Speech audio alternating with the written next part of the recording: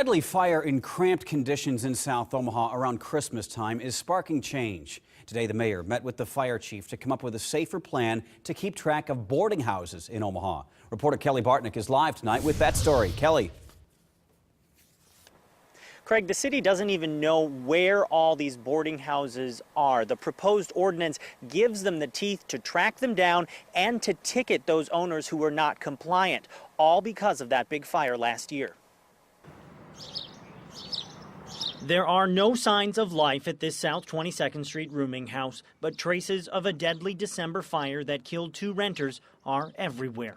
The fire did not start in the room where they were located. It started someplace else in that structure as a result of someone else's behavior. Just months later, Omaha Fire Chief Bernie Kanger joined Mayor Stothard and Assistant Planning Director Jay Davis in unveiling this document, 15 pages of new regulations to track boarding and rooming houses, making sure they are on the up and up. The knowledge that we had after we looked in that building, after that fire, saw what was there, and recognized that there are a lot of boarding houses and rooming houses and short-term rentals all over the city that we don't know where they are. The problem is we need to get in now and inspect those to see if the systems they have are adequate for today's standard to create at least that minimum life safety requirement that we have in the code all the way across the board.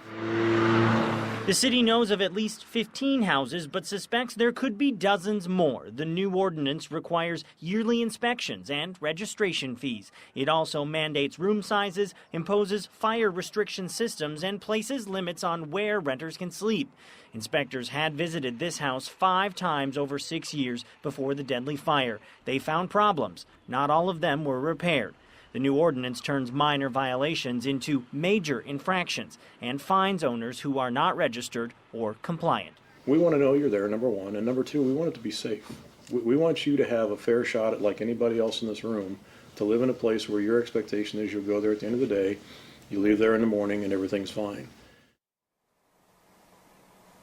Now, the cause of that fire was ruled accidental, but officials do believe that the conditions inside that boarding house did contribute to those 2 deaths. The ordinance also tackles bed and breakfast and so-called tourist rentals like Airbnb. Now, it is set to go before the city council starting next week. It could take effect sometime this summer. Reporting live downtown tonight, Kelly Bartnick, Action 3 News.